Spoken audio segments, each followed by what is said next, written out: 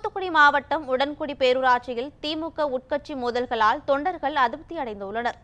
திருச்செந்தூர் அருகில் உள்ள உடன்குடி பேரூராட்சியில் 18 வார்டுகள் உள்ளன. இதில் 13 வார்டுகளில் திமுக வெற்றி பெற்று பேரூராட்சி தலைவராக திமுகவை சேர்ந்த ஹுமைரா ரமேஷ் பாத்திமாவும், துணைத் தலைவராக உடன்குடி நகர திமுக செயலாளர் மால் ராஜேஷும் போட்டியின்றி தேர்வு செய்யப்பட்டனர்.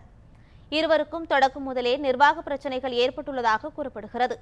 இந்த நிலையில் கடந்த ஆண்டு செப்டம்பர் மாதம் 20ஆம் தேதி நடைபெற்ற கூட்டத்தில் பங்கேற்க விடாமல் மால் ராஜேஷை பேரூராட்சி தலைவர் ஹுமைரா ரமேஷ் பாத்திமா ஆதரவாளர்கள் தடுத்ததாக தெரிகிறது. அப்போது ஏற்பட்ட மோதலில் பேரூராட்சி துணைத் தலைவர் மால் ராஜேஷ்கும் அவரது ஆதரவாளர்களுக்கும் கொலை மிரட்டல் விடுக்கப்பட்டதாக கூறப்படுகிறது. இதுகுறித்து காங்கிரஸ் கவுன்சிலர் அன்புராணி மதுரை நீதிமன்றத்தில் தொடர்ந்த வழக்கில் கொலை மிரட்டல் விடுத்த திமுக நகர முன்னாள் செயலாளர் கனகலிங்கம் உள்ளிட்ட அக்கட்சி நிர்வாகிகள் 10 பேர் மீது குலசேகரப்பட்டணம் காவல் நிலையத்தில் வழக்கு பதிவு செய்யப்பட்டது. தமிழகத்தில் உள்ளாட்சி நிர்வாகங்களில் திமுகவினரிடையே ஏற்பட்டு வரும் மோதல்கள் தொடர்கதையாகி வரும் நிலையில் இந்த சம்பவம் கட்சியினரிடையே பெரும் அதிர்ச்சியை ஏற்படுத்தியுள்ளது.